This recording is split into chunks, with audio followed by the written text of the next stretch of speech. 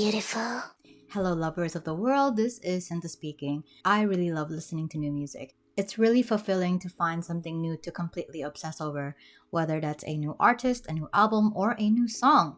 So, I wanted to share that journey of finding something new to love every month with you guys. It's the beginning of the month, so it is once again time to reflect on all the things that I've listened to in the previous month and rank them in a tier list. Before I get to the rest of the video, I just wanted to announce that I've recently uploaded 2 new videos up on my Patreon and my Ko-fi pages if you guys want bonus content. The first video I've uploaded is a extended version of the Overload vlog that I posted a couple of weeks ago, and the second video is a rant venti video about me rearranging basically the tier list, as well as some thoughts I've been having about this entire series and the channel. I'll explain a little bit later on, but you'll find that I wanted to rearrange, clean up my tier list since I've been using it from the beginning of the year, just so that the placement of each album so far reflects how I feel about that album at this moment in time. But before I get into that, I'll explain the tier list first. If you have already seen many of these videos, you're welcome to skip ahead. But in case we have some new viewers, I just want to go over them once more so that we're all on the same page. The highest tier is called Year-End List Material. So this tier is specifically for releases that came out in 2023, and this is a way for me to keep track of all the albums that I really like and will consider to put them in the coveted year-end list, where I collect all my favorite stuff from 2023 and put them in that list. So only 2023 releases are allowed in this tier. However, just because I've put this album in this tier doesn't mean that it's for sure going to be in the year-end list. They're just candidates. Therefore, it's called year-end list material. Likewise, even though I might have ranked an album in the lower tiers in the beginning of the month, maybe over time I will end up putting the album in the year-end list, and so nothing is set in stone, and I'll talk a little bit more about that as we go along. The albums in this tier are basically just albums that I really like and stuff that I feel like have some longevity, not just for the end of this year, but for the future years to come. And then the next tier below that is called French Toast. So this is where I would put all the perfectly enjoyable albums in, and this is basically the highest an album or an EP can be placed in if they were not released in 2023. Now this is just because, like I said earlier, the highest tier or the year-end list material is reserved for 2023 releases only. However, if I really like an album and it was released in 2023, but I didn't like it enough to put it as a contender for the year-end list, they will go in this tier alongside the other albums that were not released in 2023. And then the middle tier I call Gems Found in the Mind. This is where I would put the albums where I feel like you have to dig a little bit deeper in just to find stuff that you like, but if you do, you'll be rewarded for your time. So this is where I would put albums where some tracks have stood out to me, or maybe as a whole I enjoyed but wasn't entirely too memorable, but more or less I found that listening to this album to be a decently positive experience, even if it was a little bit forgettable, or even if it wasn't something that I continue to listen to in the future. The tier below that is called Well, I Learned Something New, and so this is a tier where I would put all the albums that I did not necessarily have the most positive experience in. So I'm always down for expanding my horizons. That's the whole point of this project in the first place, and I like to stay updated on releases. So this is where I would put all the albums where I was like, I'm glad I tried it and I'm glad I learned something new about this person or this genre of music, but overall it's like wasn't for me, and that's totally okay. However, the last tier on this tier list is called the Eggs You Break for Your French Toast. So this is basically a more positive way of saying that I'm glad I at least gave it a shot, but it is 100% not for me. Now, in your search for music that you really love, you'll obviously come across things that you're not necessarily on board with. Just because something is not to your taste doesn't mean it's necessarily bad. I found that when it comes to an artist or a music type that I dislike, all the reasons why I dislike that thing or that person are actually all the reasons why somebody else would be a fan of that thing or that person. And so I'm trying to be a little bit more positive about it. This tier is completely necessary. Like, there's no way that I'm not gonna not have negative feelings for the stuff that I eventually listen. But as a disclaimer, just because I put an EP or an album in this tier doesn't necessarily mean that I hate that particular artist. It is just this particular release that I am disliking. So now that that's out of the way, let's actually get back into the tier list itself. So like I said earlier, I have rearranged it a little bit, and if you are a person who is an eagle-eyed subscriber / viewer, you will notice the difference. But that's all stuff reserved for the Patreon video, and it's not necessarily relevant for this video because we are just gonna be ranking stuff like I usually do. But if you're curious about all the stuff, that all the changes that I've made, you're welcome to go ahead and watch the Patreon / coffee video. First, I listened to Unforgiven by Seraphim. Now this was a comeback I was actually eagerly awaiting because I'm a big Seraphim stan. I really like the group and I like what they're doing, so I was pretty excited. However, I have to say I was a little bit disappointed. I think Unforgiven as a title track just wasn't for me, and the album I was a bit underwhelmed by. But I think as a song, it is still a fine follow-up to Anti-Fragile, as it continues to build up the image of Seraphim as powerful girl boss babes. It's not necessarily for me, but that's okay. Like, I'm okay with not loving every single song that Seraphim puts out. Now, their choice of a lead single is very, very interesting. So their lead singles are Eve, Psyche, and Bluebeard's Wife, as well as No Return, and I think they were strategically chosen. Eve, Psyche, and Bluebeard's Wife is a better song than Unforgiven, TBH, and I definitely think it'll stick around for much longer. I just feel like it has a longer shelf life. It's a lot more memorable. It just has a lot more power and charisma than Unforgiven, but I do think it is a good choice to be the lead single. It does a good job of supporting the title track. No Return is like the polar opposite of both songs, but I feel like it offers a fun and cute alternative for Seraphim fans who are still keen to see Seraphim take on different concepts, and it shows off the girls' versatility very well. Now, personally, I might have graded this album a lot higher if they had just rearranged it differently, because I really dislike the feeling of the whiplash when the next track comes on. I've mentioned this a lot before, but I really like it when there's some thought behind the way that each song is ordered, and I just feel like it wasn't done so in this album. Basically, I have an idea of how I wish they had arranged it instead, and I'll probably make a video about that.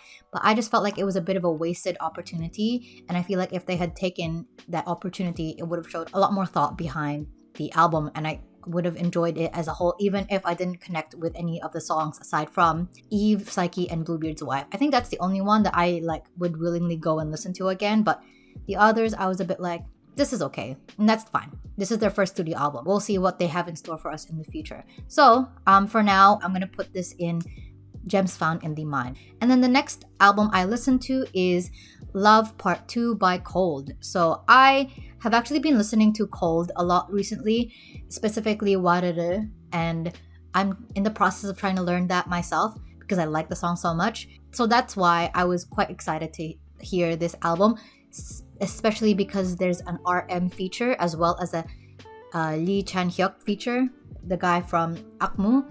But I sadly don't remember anything from listening to the EP, but I don't necessarily hate it. It's just not for me, and it's didn't stand out, and that's okay. So I'm gonna put that in Gem Sound in the Mind. It's okay. I'll probably listen to it when I'm more in the mood for something very R&B. And also the RM feature wasn't bad. I don't want to go into a tangent about RM, but BTS is kind of doing some really interesting musical things during their group hiatus that I really am intrigued by, but that's not the purpose of this video. The next album I listened to is Whitney Houston's self-titled album. It's very much of its time, and I really, really like these gorgeous piano synths that they've got. I'm pretty sure it's piano synths, but that really specific 80s sound, 80s ballad sound that is just so rich and nostalgic. I really like it. And obviously this is literally the blueprint, so it's of course you're gonna feel nostalgic, and it's made all the more memorable when there's an absolutely stunning vocalist behind it. Personally, my favorites are Saving All My Love and greatest love of all, but she also has pretty good chemistry with the people she has duets with. But I think those two were my standout songs personally. And then I listened to Low Life Princess Noir by BB. Now, I think this was a very dramatic and emotional album with some really incredible vocal performances from her. The title track, BB Vengeance, did gain some traction for its cinematic music video, choreography, and of course, the fury that the song manages to convey into a stunning story of revenge. I personally enjoyed listening to it while I liked it, but I haven't revisited it in a while, but it still makes for a very memorable addition to her discography. So throughout the album, there are some very cinematic songs, moments like Animal Farm, Sweet Sorrow of Mother, and Wet Nightmare that make for a very like conceptual album. Like she's obviously going for a distinct mood. Something about it just feels like the soundtrack to the movie that she had teased in the music video for BB Vengeance. If you haven't seen it, it's pretty intense and it's really cool. It actually kind of reminds me of the directing style of that guy who did Parasite. It's just very intense and dramatic. However, there are some songs in the album that call back to her R&B sound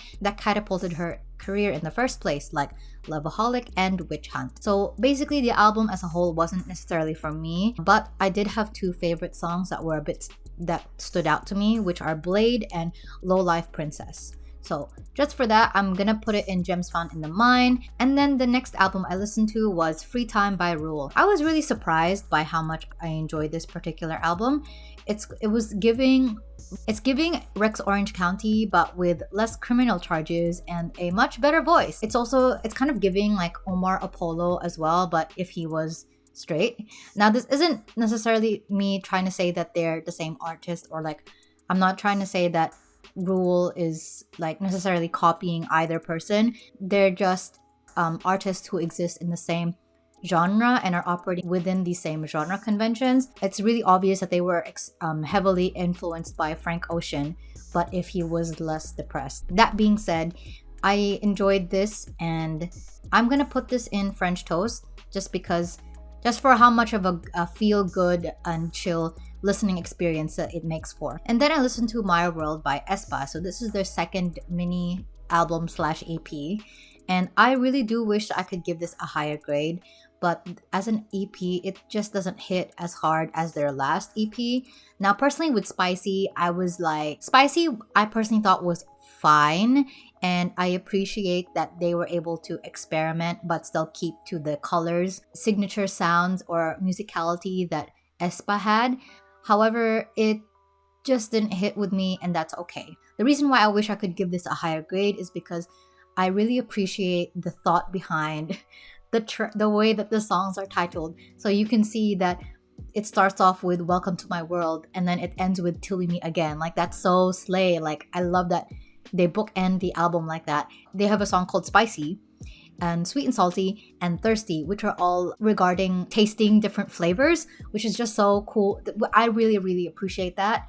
And then obviously they've got I'm Unhappy, which stylistically sounds familiar to the first track that is in the EP, and then it flows into Till We Meet Again. So I just feel like there was a lot of cohesiveness in the album, but unfortunately I didn't relate to it at all.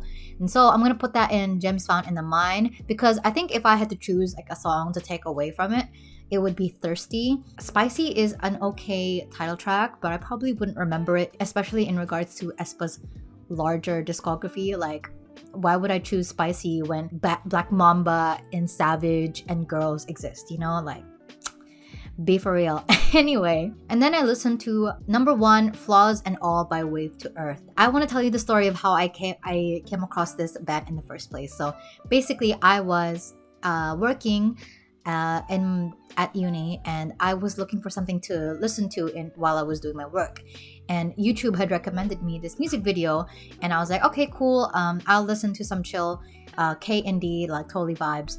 And so I put the music video up on one side of my big ass monitor, and then my work in the other side. And so I wasn't really paying too much attention to the music video, but I was still listening to the song. And it wasn't until I saw a jeepney come on screen on the music video that I was like, wait a minute, rewind that. And so I watched from the beginning, and I realized that the song, which is called Sunny Days, by the way, was filmed in the Philippines, specifically Pampanga. Yeah, I can't speak Tagalog very well. This is so embarrassing. And so I was so excited. For those who don't know, I might have mentioned this in another video, but I'm actually going to the Philippines next month. And so seeing the music video and seeing such familiar scenes and place, like such a familiar place, a sneak peek to my trip. And so I was just like I really liked it. And especially because this is a Korean band, I was like, what are you doing here? But yeah, I really appreciated it. And I went to follow all their Instagram accounts, and everybody was like super excited and hyped that they decided to film there. I don't know. So anyway, that's my story in regards to this album. So I ended up listening to their whole thing, and it is such a vibe. Like, it kind of reminds me of Yesung's album Sensory Flows, which actually makes a lot of sense because after doing some digging, it turns out that they had actually collaborated on a song together. And so I was like great minds think alike. But I enjoyed the album. But I'm gonna put this in French toast because I didn't like it enough to put it in Your Endless Material. But you know what I did like enough to put in Your Endless Material? This absolute incredible album by Eve Toomer. This is the album title: Praise the Lord who chews but does not consume, or simply Hot Between Worlds. Come on, look at the material.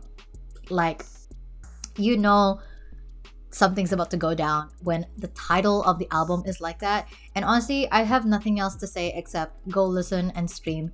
This is a really good album. So I'm gonna put that in Your Endless Material. I have a couple of favorite songs from the album, but the one that comes to mind, like the title itself that I remember, is Meteora Blues. There's a line there that plays a lot in my head. I always pray to an empty sky. Like, he's so real for that. And then I listened to The Pink Tape by FX. Now, I can't remember why I decided to listen to this, but I just wanted to revisit old K-pop, or at least I really like the song Shadow, and so I decided to go and listen to this again because I did listen to this a long time ago, but I feel like I didn't, because of how much I've forgotten about it. Anyway, I don't really like the song Ram Pam Pam Pa. Like, I've never been that huge of a fan of it, but I really like Shadow, like I said. Another B-side I ended up liking was Airplane. Those two were the only ones I genuinely liked, but otherwise I was a bit like lukewarm on the entire album. I think it's worth noting that FX was one of the most experimental girl group of their time and was a trailblazer for many girl groups that we see today.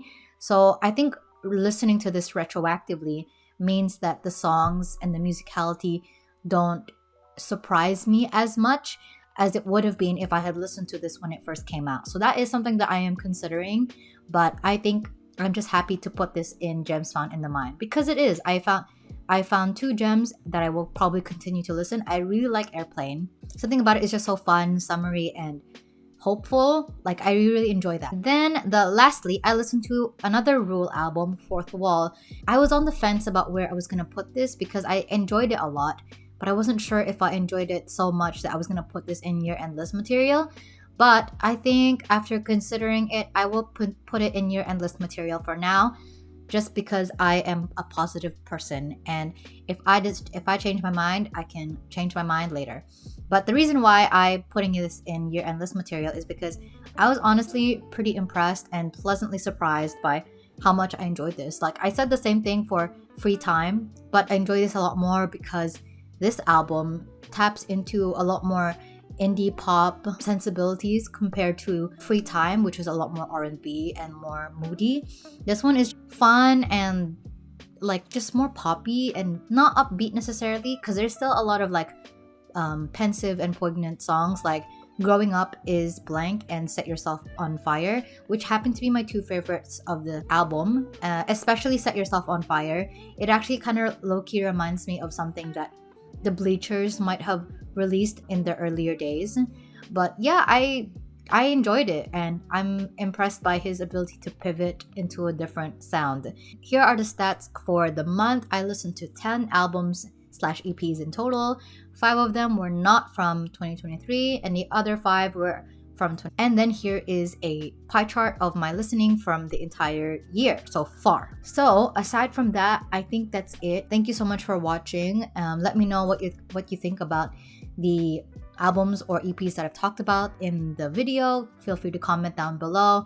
And if you have any recommendations on what I should listen to, feel free to list them down there as well. I do have a to-do list that I need to start tackling a lot more, but I'm just trying to enjoy the listening experience rather than trying to force myself all the time. But regardless, I will see you all next time. If you enjoyed the video, please feel free to subscribe so you don't miss the next video or the next Music Monthly summary, which will be posted next month. And all my social media links are listed down below, including my Patreon and my Ko-fi pages if you guys want to support my work.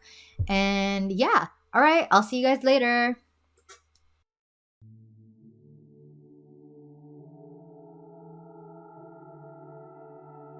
That's a Rex Orange County. And then I listened to My World by aespa. Is it My World? Oh my god. It would be so embarrassing if it wasn't that.